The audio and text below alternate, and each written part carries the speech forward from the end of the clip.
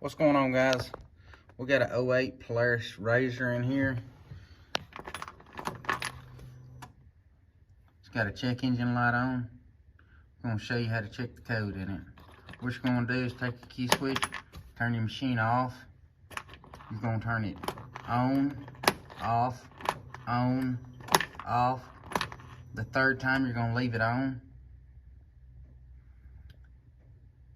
It's going to throw your code up right here. Code 22.